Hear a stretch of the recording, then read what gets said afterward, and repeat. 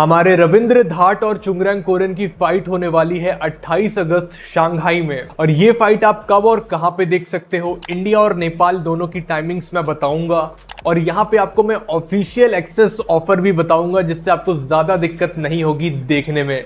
इसीलिए वीडियो को पूरा देखना ताकि कोई इंपॉर्टेंट इंफॉर्मेशन आपसे मिस ना हो जाए। तो दोस्तों, हमारे रविंद्र धाट जो कि यहाँ पे नेपाल के फाइटर है, और हमारे चुंगरंग कोरेन जो कि यहाँ पे इंडिया के फाइटर है, इन दोनों की फाइट यहाँ पे 28 अगस्त को होने वाली है चाइना में, शंघाई में। और अगर आपको नहीं पता है तो जिस टूर्नामेंट में ये दोनों हैं उसको कहते हैं रोड टू यूएफसी।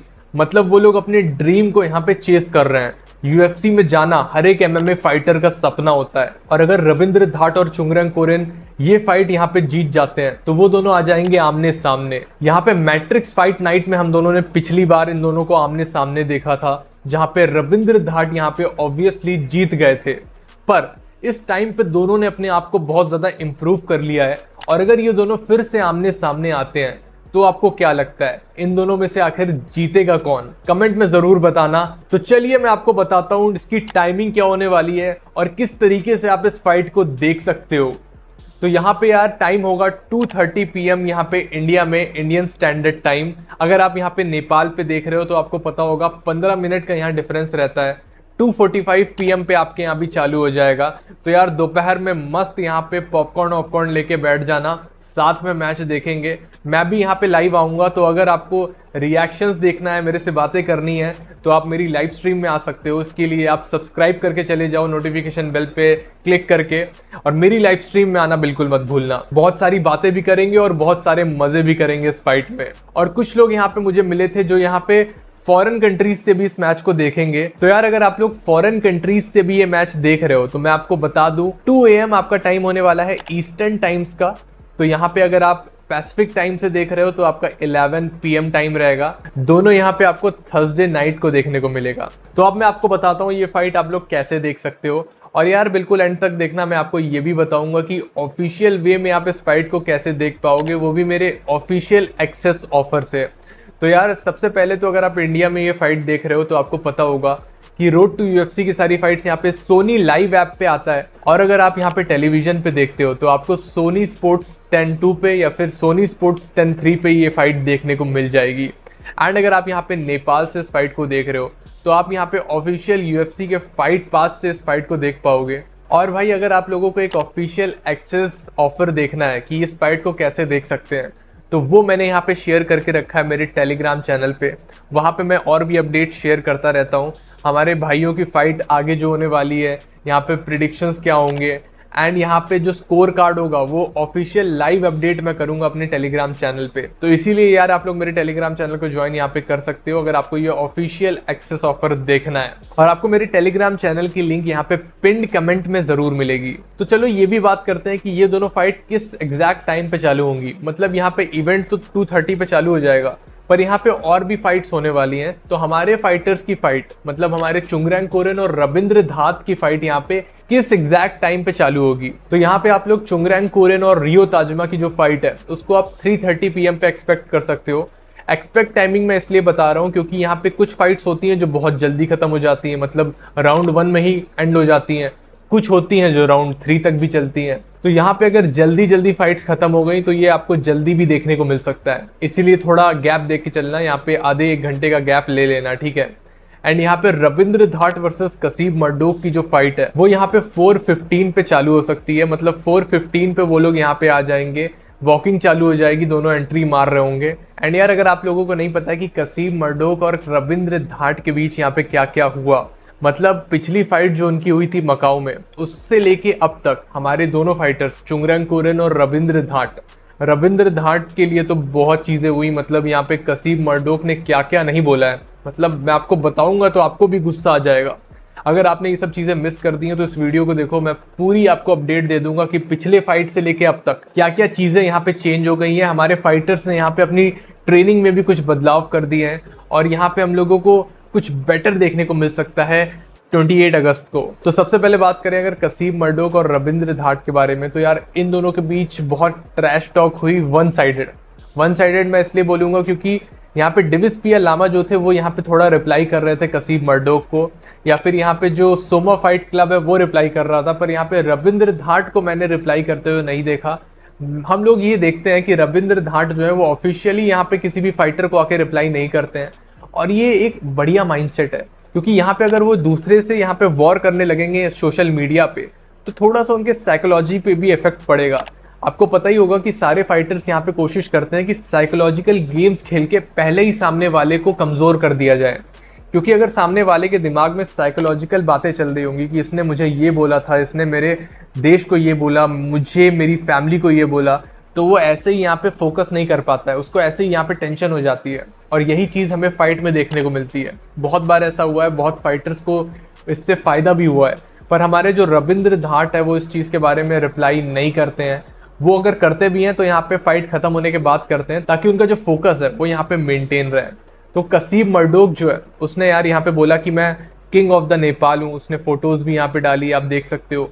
मैंने इस वीडियो में भी बात करी थी कि स्टार्टिंग में वो कितनी ज्यादा यहाँ पे ट्रैश टॉक कर रहा था, और भाई उसने यहाँ पे बोला कि मैं रविंद्र धाट को इजीली हरा दूंगा। मतलब उसने एक पोस्टर पकड़ा, उस पर लिखा है कि नेपाल पे सबसे इजी चीजें आप क्या कर सकते हो। पहला तो ये है कि आप रविंद्र धाट को यहाँ पे बहुत इजीली हरा सकते हो, और उसने ये भी बोल दिया कि आप यहाँ पे एवरेस्ट पे क्लाइम कर सकते हो। मतलब उसने इस चीज का भी थोड़ा मजाक उड़ाया है कि हमारे नेपाल के भाई जो है वो यहाँ पे एवरेस्ट को क्लाइम करते हैं, उनका शौक है, और ये बहुत रिस्की चीज भी होती है। आपने देखा होगा बहुत सारे यहाँ पे ट्रेजेडीज हो जाते हैं एवरेस्ट को क्लाइम करते हुए। इसने बोला कि वो भी बहुत ईजी चीज है यहाँ पे नेपाल पे आप जो कर सकते हो। तो मतलब इसने नेपाल को भी टारगेट करा एंड यहाँ पे इसने रविंद्र धाट को भी टारगेट करा, ठीक है। अब ये तो पहला टारगेट नहीं था, इससे पहले भी इसने नेपाल को टारगेट करा था, जब इसने नेपाल का झंडा यहाँ पे अपने बायो में लगा लिया। इसने यहाँ पे नेपाल का झंडा हाथ में पकड़ के भी फोटोज खिंचवाई, और किंग ऑफ द नेपाल तो उसने लिखा ही था। साथ ही साथ जो उसका पहले वाला रेफरेंस लग रहा था वो ये दिखा रहा था कि यहाँ पे मैं रविंद्र धाट को हरा लूंगा, उसके बाद जो उसका पूरा फेम है, उसका पूरा नेपाल में फैन बेस है, वो यहाँ पे मैं चुरा ले जाऊंगा। इसीलिए वो यहाँ पे बायो में अपने नेपाल का फ्लैग लगा रहा था। आप लोग सोच रहे होगे कि कुछ अच्छे के लिए लगा रहा होगा, भाई अच्छे के लिए तो नहीं लगा रहा था। हमने पहले भी देखा है उसने इतनी ट्रैश टॉक करी है, तो इतना अच्छा आदमी तो वो है नहीं कि भाई अच्छे काम करने लगा, अचानक से उसको जोश आ गया, ठीक है। और उसने यहाँ पे ये भी बोला था कि रविंद्र धाट मुझसे डर के यहाँ पे भाग गए थे।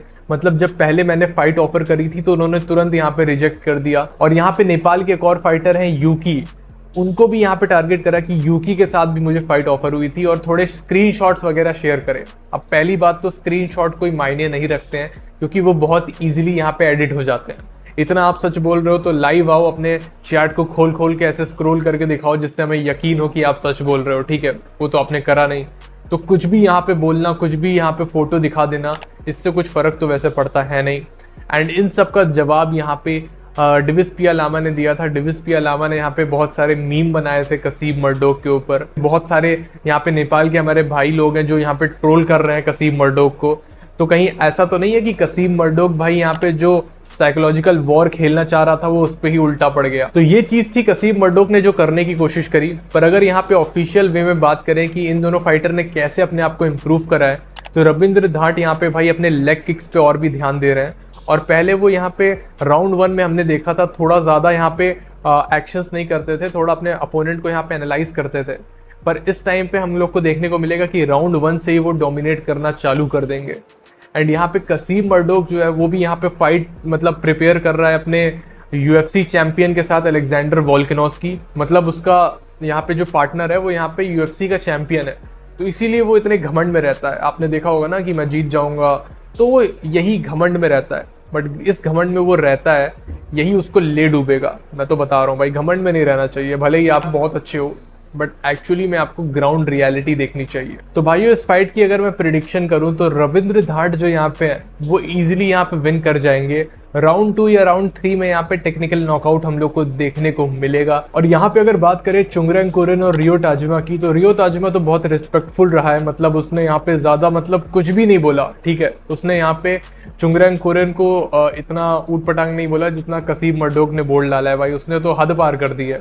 तो यहाँ पे चुंगरेंग कोरेन और रियो टाजिमा जो है वो प्रोफेशनल दोनों यहाँ पे रेसलर्स हैं, तो यहाँ पे बहुत अच्छी हम लोग को रेसलिंग देखने को मिलेगी। एंड चुंगरेंग कोरेन जो है वो भी यहाँ पे अपनी रेसलिंग को और इम्प्रूव कर रहे हैं। उन्होंने यहाँ पे ब्राजीलियन जुजुत्सु की पर्पल बेल्ट भी ले ली थी। अपनी क्लोज रेंज स्ट्राइकिंग को भी वो इम्प्रूव कर रहे हैं। हमने देखा है कि क्लोज रेंज में उनकी स्ट्राइकिंग जो है उतनी अच्छी नहीं रह जाती है, पर यहाँ पे उन्होंने इसको भी इम्प्रूव करा है। तो इस बार हम लोग को और भी ज़्यादा बढ़िया स्ट्राइकिंग देखने को मिल सकती है। एंड मेरा यहाँ पे प्रिडिक्शन है कि Chungreng Koren will win in the second round by either submission or technical knockout. ठीक है, आपको अब क्या लगता है इस बारे में, आप लोग भी कमेंट में ज़रूर बताना। अगर आपका प्रिडिक्शन यहाँ पे सही होता है तो आपको शाउट आउट मिलेगा मेरी नेक्स्ट वीडियो में, जिसमें मैं आपको खुद कॉन्टैक्ट करूँगा। एंड अगर आप यहाँ पे वीडियो बनाना चाहते हो, मतलब वीडियो बना के कुछ बोलना चाहते हो, हमारे जितने भी भाई लोग हैं सबको कोई मैसेज देना चाहते हो, रविंद्र धाट या चुंगरेंग कोरेन को कोई मैसेज देना चाहते हो, तो वो भी लेके मैं यहाँ पे अपने वीडियो में ही शाउट आउट दूंगा आपको। आपकी वीडियो भी यहाँ पे अपने वीडियो में मेंशन करूंगा, फीचर करूंगा। ठीक है, इसीलिए यार कोई बढ़िया सा यहाँ पे कमेंट आप लोग कर दो। एंड यहाँ पे मैं शाउट आउट देना चाहूंगा जो हमारे पहले सारे भाइयों ने कमेंट करा था। Big shout out to all of the people भाई, बिग शाउट आउट भाई यार, थैंक यू सो मच आप सभी लोगों को। एंड आप लोग भी ऐसे ही कमेंट करते रहो ताकि नेक्स्ट वीडियो में आपको भी शाउट आउट मिल सके। एंड मेरी वीडियो को यहाँ पे लाइक ज़रूर कर देना ताकि सपोर्ट हम लोग को मिल जाए, क्योंकि जितना सपोर्ट हम लोग की वीडियोस को मिलेगा उतना सपोर्ट मिलेगा यहाँ पे चुंगरेंग कोरेन और रविंद्र धाट को भी। हम लोग की क्या मतलब बेसिकली हमारे जो फाइटर्स की वीडियो है उनको जितना यहाँ पे सपोर्ट मिलेगा, ऑब्वियसली हमारे फाइटर को भी सपोर्ट तो मिलेगा ही ना। तो वही मैं कहना चाह रहा हूँ। एंड यहाँ पे यार आ जाना लाइव स्ट्रीम में, साथ में देखेंगे। Bye bye.